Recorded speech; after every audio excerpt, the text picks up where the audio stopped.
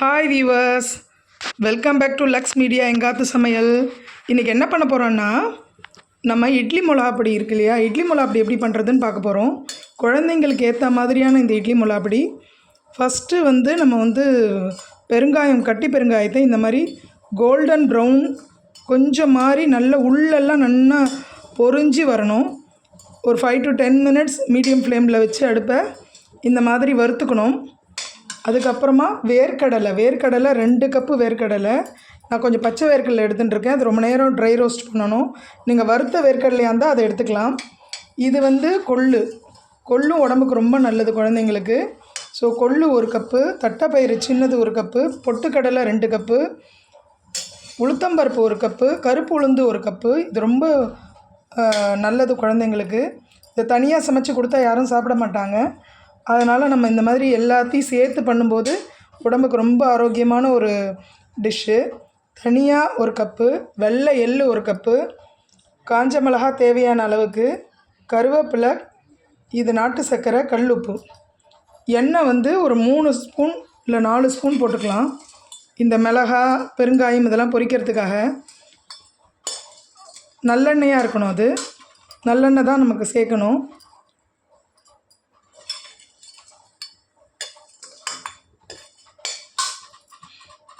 இது நல்லா பொரிஞ்செடுத்து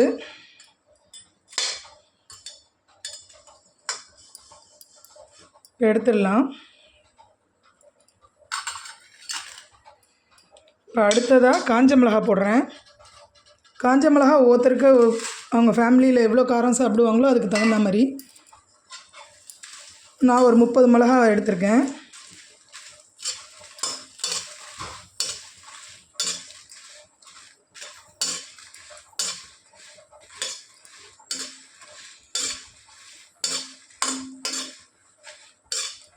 golden brown colour வர வரைக்கும் வறுக்கணும். அதை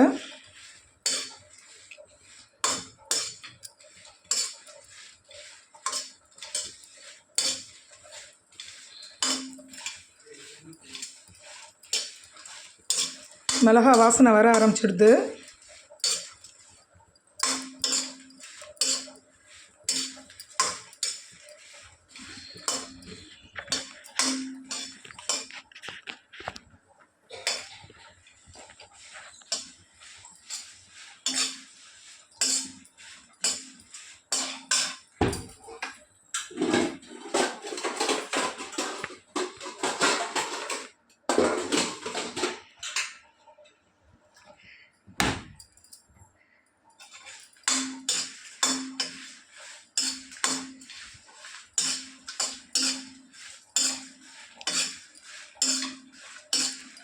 மிளகா நல்லா வறுபடலைனாக்கா பொடி பண்ண முடியாது மிக்சியில். எல்லாத்தையும் ஆற வச்சு தான் பொடி பண்ணணும். இப்போ மிளகா பொடிக்கு வேணுங்கிற மிளகாயை வறுத்து எடுத்துட்டாச்சு. இது ஒரு அகண்ட பாத்திரத்தில், நல்ல வாய் அகலமான பாத்திரத்தில் வச்சு பேனுக்கு அடியில் கொஞ்சம் நேரம் ஆற விடணும். எல்லாத்தையுமே இதில் வறுத்து ஒன்றா சேர்த்து பொடி பண்ணிக்கலாம். அடுத்ததான் நம்ம எடுத்துக்க போகிறது வேர்க்கடலை.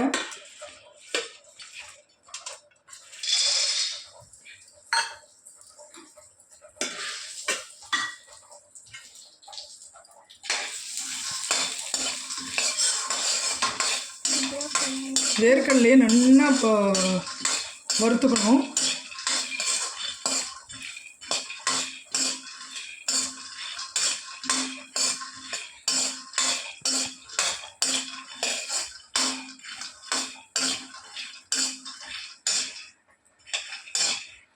இதை வறுத்து முடிச்சுட்டு காட்டுறேன்.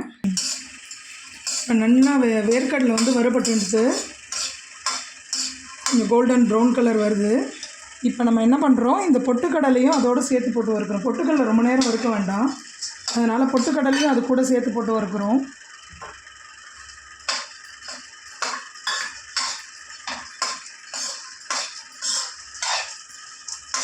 ஒரு 5 மினிட்ஸ் இது வறுக்கணும். இப்போ தான் 2 வறுபட்டு ஒன்றா ஒத்தாப்பில் வரும்.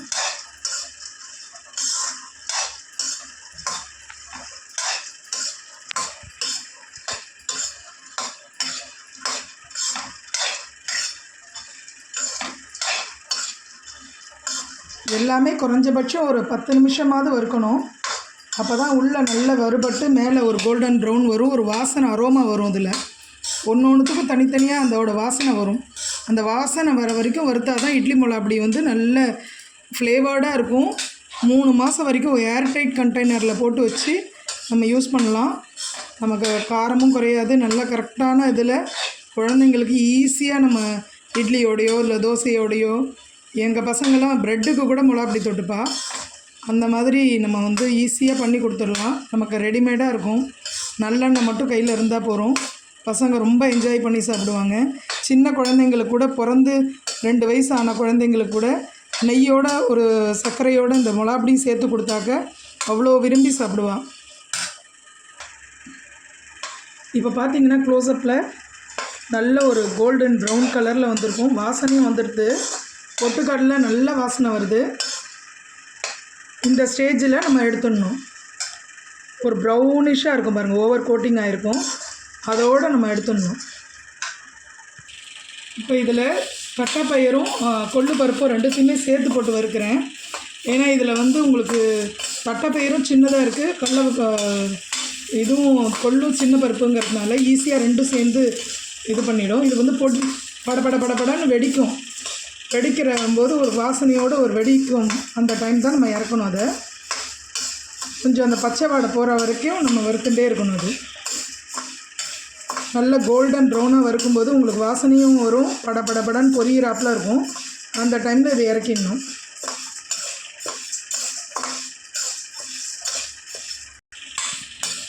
இப்போ பார்த்தீங்கன்னாக்கா உங்களுக்கு நல்ல செவந்து வந்திருக்கு பருப்பு.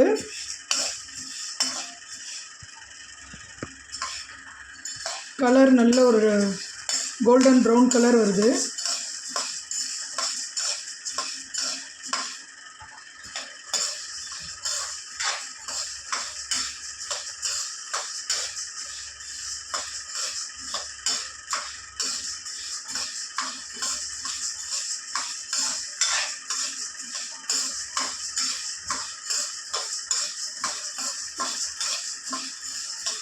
இந்த டைமில் நம்ம இறக்கிடலாம்.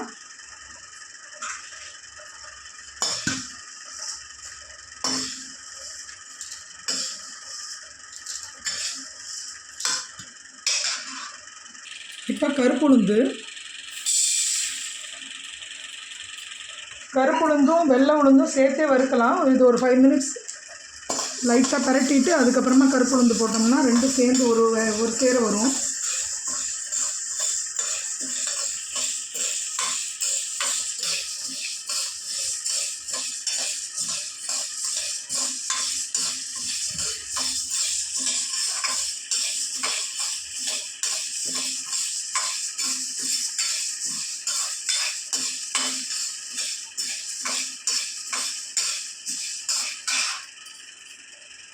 வெள்ளை உளுந்து போடுறேன்.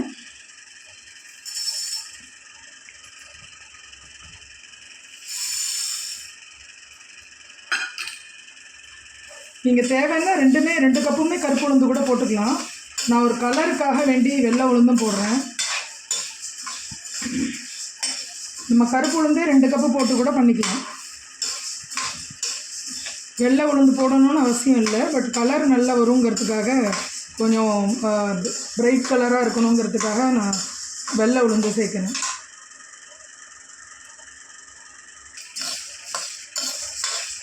இப்போ பார்த்தீங்கன்னா நல்ல செவந்து வந்திருக்கும் உளுத்தம்பருப்பு. கருப்பு உளுந்தும் நல்ல ஃப்ளேவர் வருது, வெள்ளை உளுந்தும் நல்ல ஃப்ளேவர் வருது. கோல்டன் ப்ரௌன் கலர் ஆகிடுது. இந்த டைமில் வந்து நம்ம இறக்கிக்கலாம்.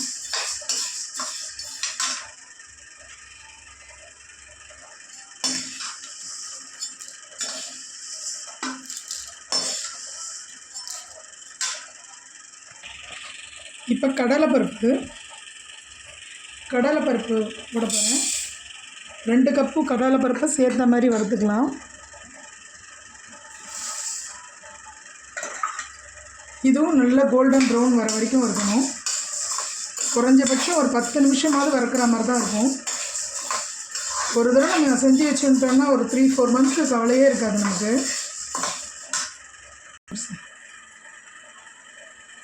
ஸோ இப்போ கடலைப்பருப்பு நல்லா வறுபட்டு எடுத்து இந்த மாதிரி செவந்துண்டு வரணும். அப்போ தான் வந்து பருப்பு வாசனை வரணும். அப்போ தான் இட்லி பொடி நல்லா வாசனையாக இருக்கும். எப்போவுமே அடி கனமான இல்பச்சட்டியில் தான் நம்ம பண்ணணும்.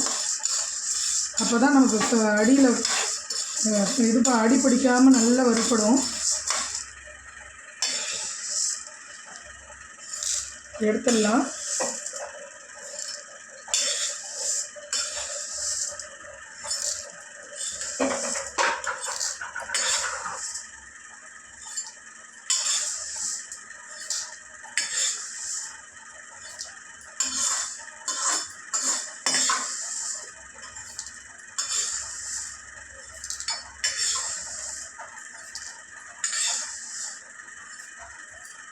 அடுத்ததாக கொத்தமல்லி, தனியா,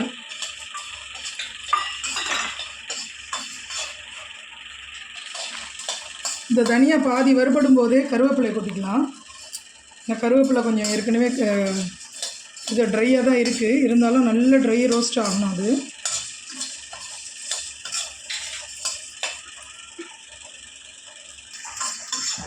இப்போ கருவேப்பிலை நல்லா ரோஸ்ட் ஆகிருக்கு பாருங்கள். இந்த அளவு கொஞ்சம் கூட ஈரப்பதமே இல்லாத வறுக்கணும். தனியாவும் கருவேப்பிலையும் நல்லா வறுப்பட்டு எடுத்து இப்போ நான் பாத்திரத்துக்கு மாற்றிக்கிறேன். தனியா வறுக்கும் போதே ஒரு நல்ல ஃப்ளேவர் வரும்.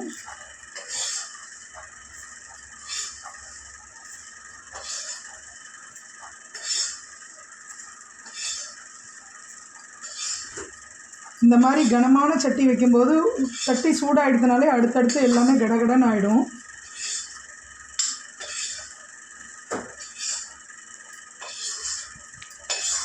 எல்லாத்தையும் எடுத்தாச்சு.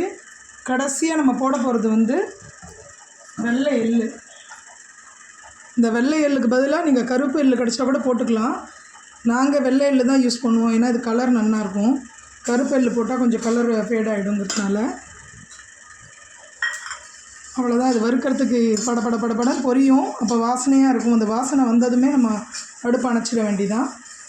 நாட்டு சர்க்கரையும் உப்பும் வந்து நம்ம ஓரளவுக்கு எல்லாம் பொடி பண்ணும்போது போட்டுட்டா போகிறோம். கல்லுப்பு வந்து பொடி பண்ணும்போதே நம்ம போட்டுடணும். நாட்டு சர்க்கரை கடைசியாக போட்டு சேர்த்துட்டு ஒரு சுற்றணும் மிக்சியில். இந்த எள்ளு படப்படன்னு பொரியறது தெரியும் உங்களுக்கு.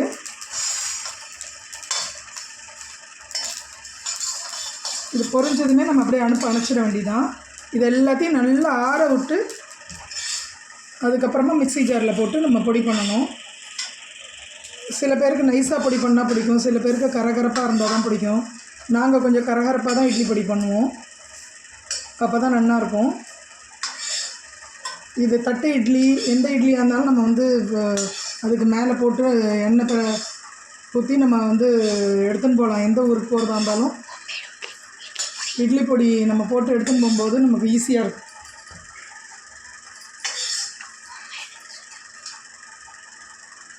இந்த ஆற விட்டு பொடி பண்ணிவிட்டு நான் காட்டுறேன். இதுக்கு மேலே இப்போ பெருங்காயம் போட்டுக்கலாம். அவ்வளோதான்.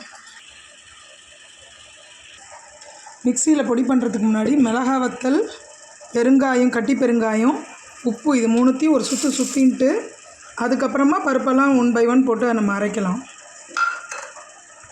இந்த மாதிரி மிளகா வத்தல், உப்பு, பெருங்காயத்தை நம்ம நல்லா சுற்றின்ட்டோன்னா அதுக்கப்புறமா எல்லாத்தோடு சேர்த்து போட்டு சுற்றும்போது மிளகா வத்தல் வந்து சரியாக பொடியாகாது. இந்த அளவு கரகரப்பாக இருக்கும்போது 1 by 1 எல்லா பொருட்டையும் போட்டு பொடி பண்ணிக்கலாம்.